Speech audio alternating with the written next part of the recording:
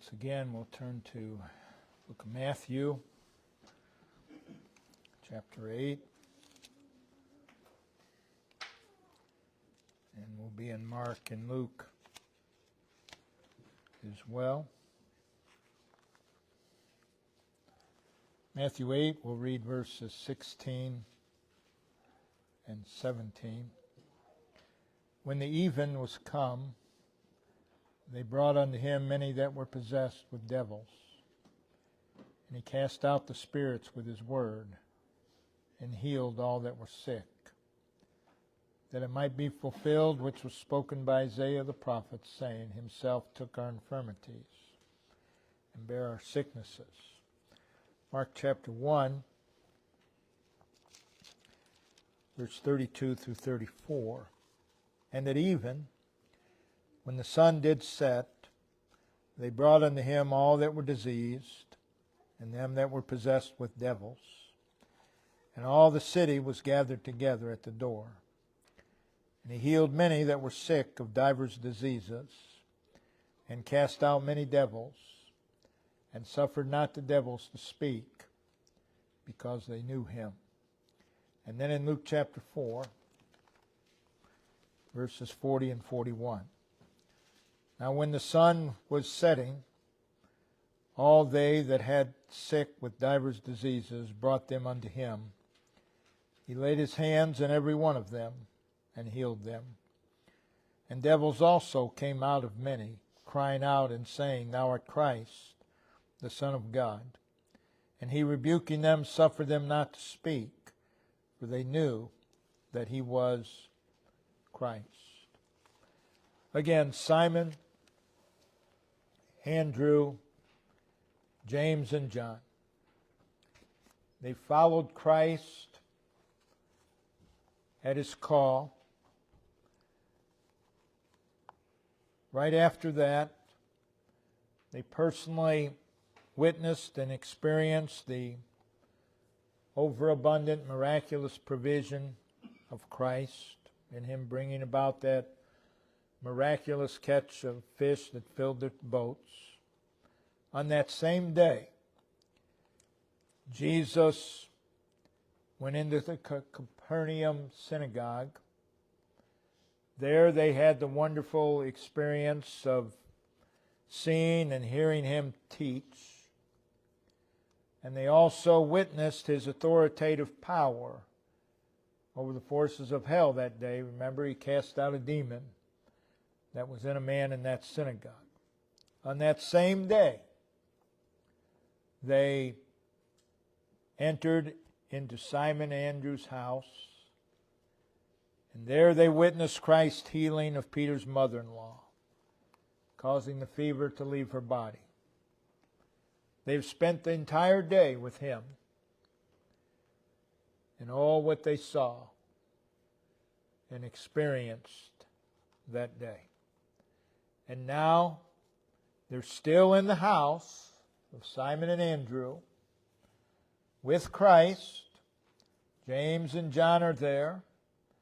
Peter's mother-in-law is there. She's been healed. And it's evening. Matthew 8, verse 16, when the even was come.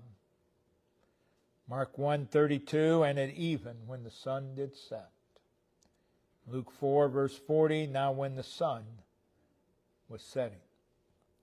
So after a full day with him, beholding great and marvelous things, the evening approaches, and there's more. They would be brought to see that evening a miraculous healing of a multitude and a variety of issues. They would once again personally witness his grace, his mercy, his authoritative power. They would again personally witness that he is the hope, the answer to the desperate needs of mankind. They would again see his compassion, his empathy, and that He is the all-sufficient one. So we want to speak on Jesus' authoritative power over disease and demons. So we'll look at this miracle. A multitude arrives at the door of Simon and Andrew's house. As a result of the people spreading the word about what happened that day in the synagogue, a multitude of people, realizing that He's now in the house of Simon and Andrew, they come to that house. We read in Mark 1:28, His fame spread abroad throughout all the region of Galilee. That is following what happened in that Capernaum synagogue. Luke 4:37, the fame of Him went out into every place of the country round about. Mark records in Mark 1 verse 33, and all the city was gathered together at the door. All the city. Hyperbole. It seemed to Andrew and Simon and James and John that everyone in Capernaum was at the door of that house. And hearing that Jesus was there, Matthew records in Matthew 8 verse 16 that they brought unto Him many that were possessed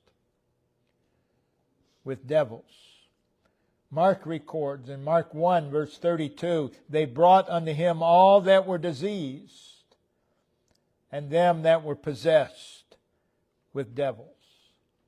And Luke records in Luke 4 verse 40, and they that had any sick with divers diseases brought them unto Him.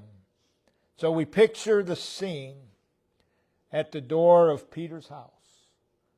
There was a great variety of disease, divers diseases. And there were those who were possessed with devils. Having heard of how Jesus freed the demon-possessed man in the synagogue of Capernaum, these have brought their diseased, their possessed loved ones to the door of Peter's house. And again, you can just picture the scene. At that door, there were the blind, there were the deaf, there were the mute, there were the lame, there were those who had deformities, there were lepers, there were those who were under the control of demons. Here is a gathering of misery, a gathering of need. And they gathered at the door that evening. And they are a picture of humanity. As you look out at that multitude, you see a picture of mankind. And it's a very distressing picture. It's a pathetic and dire picture. And I imagine that the people came carrying individuals in their arms, some carrying individuals on their backs, some carrying individuals upon their beds, some are leading the blind along, some are leading the maimed along. And what motivated them, what inspired them to do so, was a sense of need, a heavy burden, and a belief and a hope that Jesus was able to meet their desperate needs. And there they are, at the door of that house. They are a desperate people. They are a people also that are filled with excitement and hope. You can only imagine the scene that evening. And imagine what Simon and Andrew and James and John felt when they looked out at those who had gathered. Imagine what they saw. Imagine what they heard amongst that great multitude. I'm sure they would have heard moans and groans. I'm sure that there would have been plenty of sad stories concerning the issues that were there. The reason that this multitude is gathered is Jesus is there. That's the reason. And amongst that crowd, there is not a condition, an enslavement, a problem, a disease, a plague, a wound, a pain, an affliction, an anguish that He can't fix. Jesus is there. And He is, and He has what everyone in that gathering needed at that time. Jesus is there, and He is able to meet the desperate needs gathered at that door. Simon, Andrew, James, and John, looking out upon the people who had gathered, all the struggles that they would see. But Jesus is there, and He can put an end to all the struggles that were there that night. Jesus heals. Matthew records, Matthew 8, verse 16, He cast out the spirits with His word, and He healed all that were sick. Mark 1, verse 34, and He healed many that were sick of divers diseases, and cast out many devils. Notice, He cast out, He healed. He did it all. He did it all. Luke records, Luke 4, verse 40. He laid His hands on every one of them. Those with a variety of sickness and disease, He personally touched every single one and healed them. It is He cast out, He healed. Jesus Himself made them better. Jesus Himself fixed them. Jesus Himself liberated and restored them. He cast out, He healed those who could not stand or walk. He enabled them to stand and to walk. Those who could not see, He opened their blinded eyes. He did. Those who could not hear, He unplugged their deaf ears. Those who could not speak, He unloosed their tongues. Those who were deformed, those who were paralyzed, He made all the corrections. Those who no one else could heal, He healed them. He healed them. He cast out the demons. Read it over and over. He healed them. He healed them. He healed them. He cast them out. It's all Him. That's God's grace. That's God's mercy. That's God's love. That's God's kindness. So what you have here is a mass healing. But He dealt with them individually. It says He touched every one of them.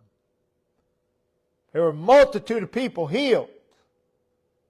But He didn't just stand outside the door and put His hand in the air and said, all of you be healed. No, He dealt with them individually. That's what the Lord does. He deals with individuals. This was not a mere mass healing. It appears from the three accounts that He liberated the demon-possessed by speaking, and He healed the diseased with His touch. Matthew records, Matthew 8 verse 16, He cast out the spirits with His word. Cast out the spirits with His word. Luke 4 verse 40, He laid His hands upon every one of them and healed them. So it appears that He spoke and the demons departed. He touched and diseases left the bodies. But again, oh, the power of His word that caused demons to flee. And oh, the power of His touch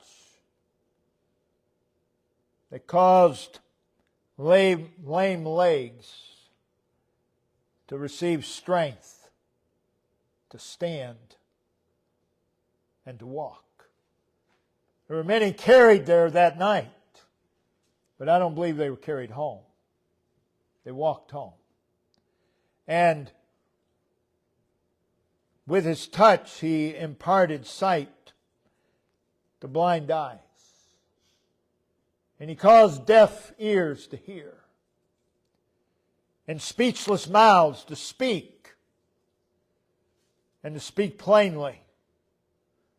And deformed limbs to be made anew. In His word and touch, there was blessing. Still so today. In His word and touch, there was transforming power. There was reassuring power. So what we see here is Jesus ministering to individuals and their individual needs.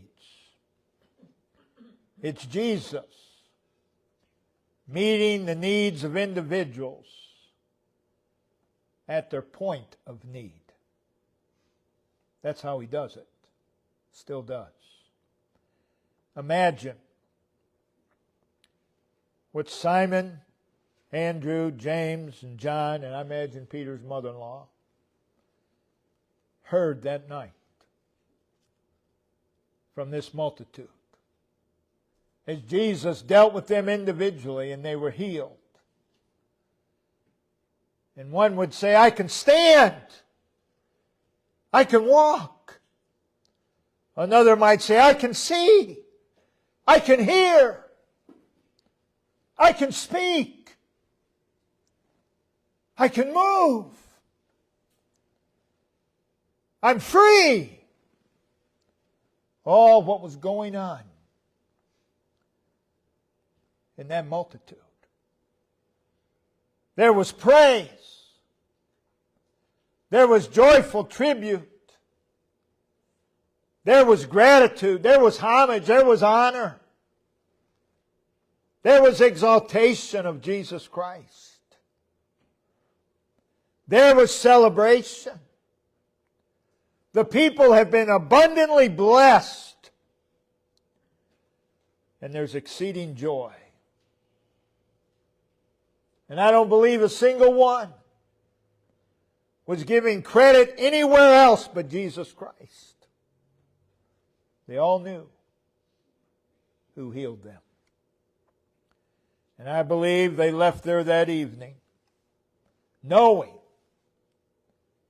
that it was Jesus that made the difference. Everyone that brought these individuals to the door of that house, and everyone who was healed and liberated from demons, they knew, they could feel, they could see the difference that Jesus had made. I don't believe a single one went home limping. They were full strength. They knew that it was Him. They knew that. There was no other explanation. So it is in our salvation. The day the Lord saved your soul, you knew it was Him. Even those who are rank Arminians, if they've ever been saved, the day the Lord saved them, they knew it was Him. Now they've forgotten since, but they knew that it was Him. So in all of this, there's a lesson for the child of God. Again, Simon, Andrew, James, and John. That day, followed Christ at His call. They're following Christ, and they personally witnessed, not only witnessed, but experienced the overabundant miraculous provision of Christ in that miraculous catch of fish. On that same day, they followed Christ into the Capernaum synagogue, where they had the experience of seeing and hearing Him teach, and where they witnessed His authoritative power in casting out a demon. On that same day, they, with Jesus, entered into Simon and Andrew's house.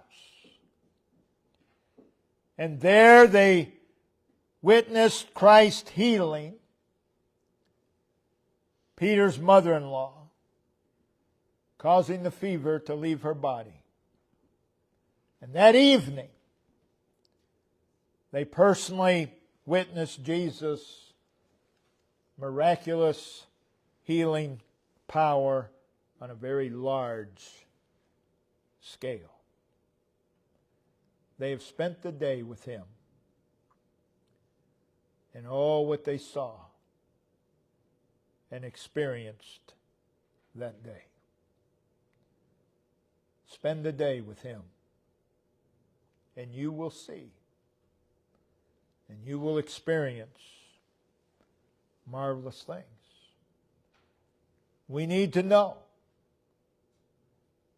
there is no better way to spend a day than to spend it with Him. No better way. Throughout the day, they've been together with Christ. Throughout the day, they have a felt connection to Christ. A felt connection. If you're saved, you have a connection, but you don't always feel it. But you spend the day with Him, and there will be a felt connection to Christ. This is the best way that one can live. There's no better way to live life. Going forth in life with Him. And all what you will see, what you will hear, and what you will experience going forth with Him. And what you hear, what you see, what you experience will motivate you to spend tomorrow with Him as well. And this just is a cycle. That's how we ought to live life. There are days that are convenient. There are days that are inconvenient. There are days of ease. There are days of difficulties and troubles. There are bright and fruitful days, and there are dark and stormy days. There are days of calm. There are days of turmoil. There are days of peace, and there are days of struggle and conflict. There are days of strength, and there are days of weakness. There are days of health, and there are days of sickness. There are days when we are settled. There are days when things are shaken. But every day, regardless of the day, can be spent with Him. And oh, what a difference it will make. Every day we can come and go with Him. And oh, what we will see, hear, and experience if we do that. We live, of course, in a world that is dark, that is sick, that is filled with trouble, filled with testing. We live in a world of evil. We live in a world of wickedness. We live in a world where we're going to have trials. We're going to have struggles. We're going to have needs. But oh, what a difference when we come and go with Him every day. We're faced with the pullings and the allurements of the flesh, of Satan, and of the world. And every day we are faced with the reasonings of carnality. And every day there's spiritual danger everywhere. But oh, what a difference when we come and go with Him. And Simon and Andrew, James and John that day, they went with Jesus. Every day in the world, there are cares, there are burdens, there are difficulties. But oh, what a difference when you come and go with Him. Coming and going with Him does not necessarily do away with the cares and the burdens and the difficulties. But it sure will make a difference. You can't spend a day with Him and it not make a difference. Oh, what we will hear and see and experience. Come and go with Him. That is where we find meaningful communion with Him. That is where we find a closer relationship to Him. That is where we find greater enjoyment of Him. Come and go with Him. This is where faith is strengthened. Faith is not strengthened, faith is not developed apart from Him. It's with Him. It's where faithfulness comes from. It's where steadfastness and commitment are developed. You don't become more faithful apart from Him. You don't become more steadfast and committed apart from Him. No, those things are developed with Him. It is where we are enabled to rise above and to endure. Again, people whine all the time. Oh, it's so hard, it's so hard. Well, come and go with Him. It's easier. It's much easier. It's where wisdom is found. You don't find wisdom living apart from Him. You come and go with Him. It's where understanding is helped. You don't try to understand apart from God. He's got to be in the equation. With Him, that is where we find spiritual fulfillment. That's where we find spiritual feasting. With Him. Come and go with Him. It's where you find contentment. That's where you know all is well. All is well. That's where knowledge is developed or gained. That's where assurance is developed. With Him. That's where you find calm. You don't find calm going away from Him. With Him, that's where you find tranquility. That's where you find composure of soul. And with Him is where we witness and experience the miraculous. And that's what happened that day. Simon and Andrew and James and John. They spent the day with Jesus.